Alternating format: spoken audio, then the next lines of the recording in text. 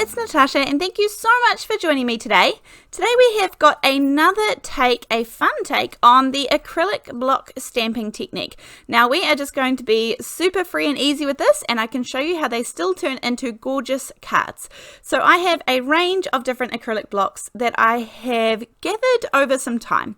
Now if you have big, long, skinny, oblong ones, if you have smooth edges, if you have crinkled edges, squares, big, large, anything you can make work for this because there's no kind of prescribed size that you need. So anything that you have, we can make work.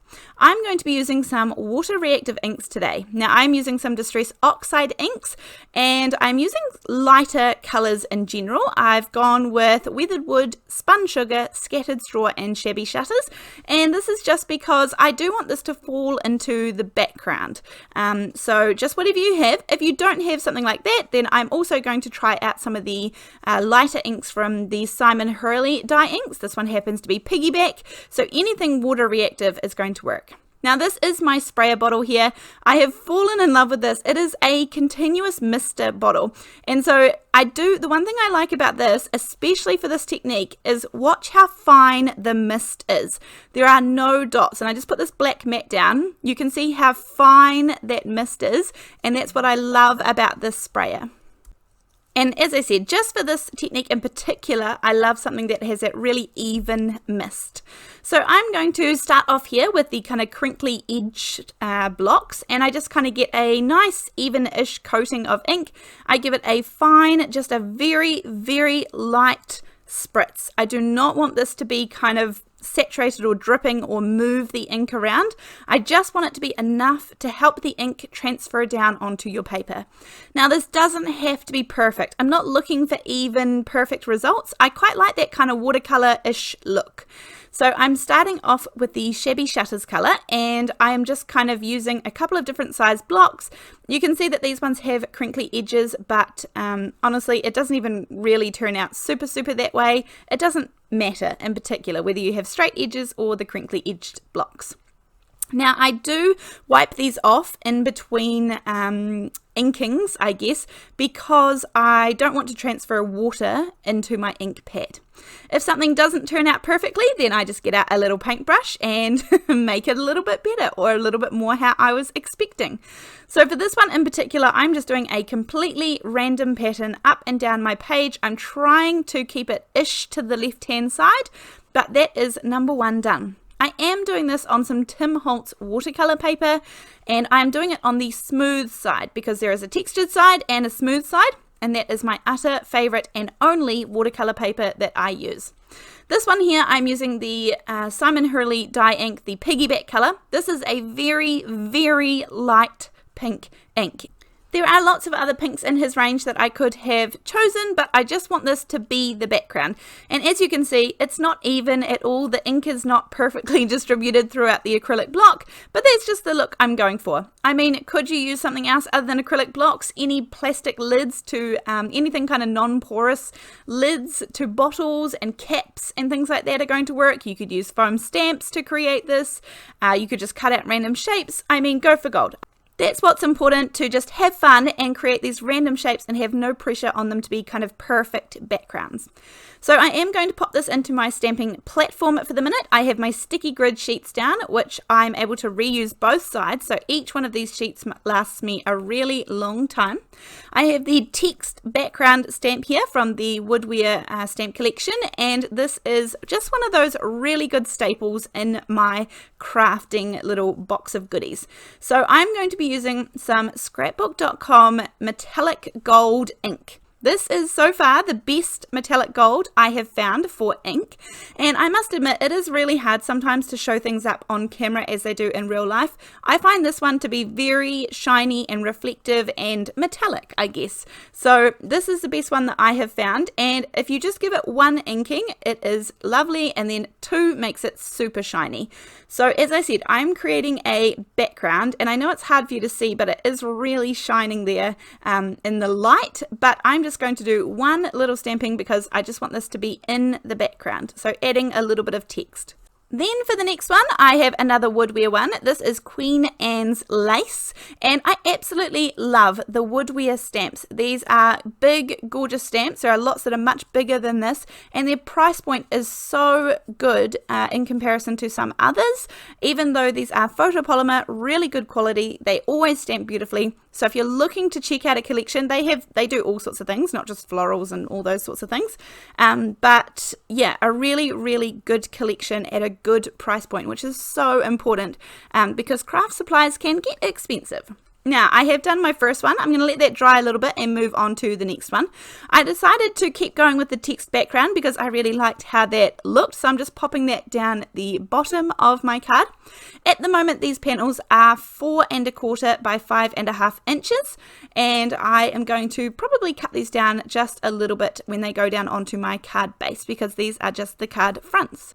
Now for this one, I did 2 inkings, and you can see that there is it's a little bit bolder with that metallic gold ink, but I absolutely love it. Then I had this piece of black craft foam lying to the side of me, and I kind of just knew straight away what I wanted to do with it. So this is the Lacey Edges 1 die from Pinkfresh Studios. There is 5 lace dies in here. And as I said, this was not my original plan, but when I saw that black piece of craft foam, it was kind of asking for it. So if you have a die, you can make any die into a stamp. Even these intricate lace dies are going to be absolutely perfect for stamping. Run them through your die cutting machine once. Do not be tempted to run them back through to get a good cut, because you will kind of double cut and stretch the foam as it goes through, and then it kind of recuts a different pattern when you come back through. So make sure, do not even be tempted. I promise it will cut perfectly fine. This happens to be 3mm thick craft foam, but you can use 2mm, that works fine. 1mm I find is a little bit thin, but you can just add 2 layers and double it up. So this one is the 3mm, and it is going to stamp perfectly. You can make all of your own stamps out of any dies that you have, and it doesn't even have to be a die. You can just hand cut shapes, or you can use your trimmer or your guillotine, anything to cut shapes out of foam, and they're going to cut and stamp beautifully. So this time I decided to do it with the gold, so I'm just going to keep the gold going. I was really enjoying it at this point. I did purchase the Reinker for the gold ink pad, however I don't even think I've had to use it yet, and I do love this gold ink pad. As I said, I've tried out quite a few, and this is definitely my favorite by far, just because of the ink that it lays down when you stamp, the nice even inking, and I also love the metallic shine. It actually gives a metallic shine, whereas a few of them I've tried can be a little bit kind of weaker in those areas. Anyhow, I'm moving on to the Natural Elements stamp set here. Again, this is a Woodware one, and I'm just pulling off a few of these things. I actually pulled off the little dragonfly because I thought I might stamp him at the top too. But I'm going to stamp one of these at a time because I do want to layer them up. So I've got my first one pretty much sorted, but I just want to curve it a little bit more and then double check it's in the right place before I stamp these out and do a little bit of silhouette stamping using some VersaFine Onyx black ink. So a really nice crisp stamping ink. I do need to re-ink my ink pad. I use this ink pad every single card I make without fail. This is my most used ink pad, my most used probably tool in my whole crafting area. I absolutely love this ink. I am so sold on it. So I've used this for years and years and years, and I do have the re-inker to this. I absolutely love this black ink. So now I'm going to take out the curly greetings, and this one is going to say thank you. This, I have the words cut apart for this one. They did come together, but I cut them apart, and it's absolutely fine. I'm going to pop these over to the right hand side, just a little bit crossing over with that gold text. And I really love that gold because it does fall to the background with the acrylic block stamping that we did and the gold text that we did, and then this gorgeous black is just really standing off the page. So I'm really enjoying how these cards are coming out. As I said, you don't really, you can see it perfectly well, the background, but it doesn't matter really what it looks like. It's about getting some color down. You could even just do a little bit of a watercolor wash if you wanted to, rather than actually using something to stamp with. So this time I decided to do something a little bit different. I have just used my corner rounder to round one corner, and then I'm centering it down to the bottom right hand side of my card base. just because I like to try something a little bit different every now and then, and I think it's fun to receive a card that's not kind of perfectly centered and that it still kind of drags your eye to the right places in the card and is just a little bit different. So I didn't even pop up that back layer, but you can see even that one rounded corner is just something a little bit different than what I usually do. This one here, I'm going to take the Thinking of You. Now at the moment this is all joint together, however I am going to snip this because I want to pop this in a similar place to the last one, and this was going to be a little sympathy card that I was sending out, so Thinking of You is perfect. I really like the soft colors in the background, and the black silhouette I think is perfect for this occasion. Of course you could go really bright and bold and crazy in the background as well and give that a go. I mean, it's definitely just whatever you feel like. This time I'm going to round a couple of the corners and center this one a little bit differently than the first. I'm just going to do the opposite corners and then pop some foam tape on the back as well. Now all of the elements and all of the products that I have used are always linked down below. In case you didn't catch what I said or you missed the part where I was showing that, they are always linked down there in case you want to just check them out. Of course you can click through the links and purchase things, and that helps me as a creator here on YouTube. However, if you just want to check something out or go back and have a look, then all of those links are down there. I also have a couple more links down there that you might like to check out, but thank you so much for joining me today, and I look forward to seeing you in the next video. Thank you so much for your support, and I'll see you then. Bye!